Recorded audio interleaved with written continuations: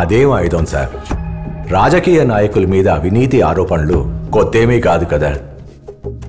వాళ్ల నాన్నను అడ్డు పెట్టుకుని చరిత్రలో కని విని ఎరుగని రీతిలో అవినీతి చేశాడని అభియోగాలు మోపండి. 500 కోట్ల స్కామ్ చేశాడని ఆరోపణ చేద్దామా? పోనీ 1000 కోట్లు? పోనీ 5000 కోట్లు? 1,00,000 కోట్లు.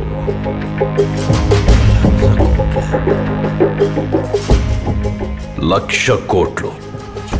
1,00,000 కోట్ల అవినీతి చేశాడని ఆరోపణ చేయండి. 1,00,000 కోట్లంటే దాదాపు ఒక రాష్ట్ర బడ్జెట్ సార్. సార్ 1,00,000 కోట్లంటే ఎన్ని సున్నాలుంటాయో మన పార్టీ వాళ్ళకి కూడా తెలియదు సార్. అలాంటిది జనాలు నమ్ముతారంటారా? నమ్మించండి అయ్యా. మన టీవీ ఛానల్స్, న్యూస్ పేపర్స్ ఉన్నాయి కదా. 1,00,000 కోట్లని 1,00,000 సార్లు చెప్పించండి. అదే నిజం అయిపోతుంది. ఒక అబద్ధాన్ని నిజం చెయ్యాలంటే అది మీడియాకి వాడి రాజకీయ బలమైతే దాన్నే వాడి బలహీనతగా మార్చండి.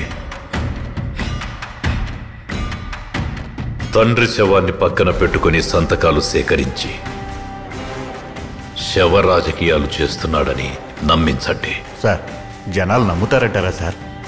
ఒక అబద్ధాన్ని వార్త చేసి ఆ వార్తని 100 సార్లు చెప్పిందే చెప్పి ఇది నిజమని నమ్మించడానికి మన టీవీ ఛానళ్లు, న్యూస్ పేపర్స్ కూడా ఉన్నాయి కదా.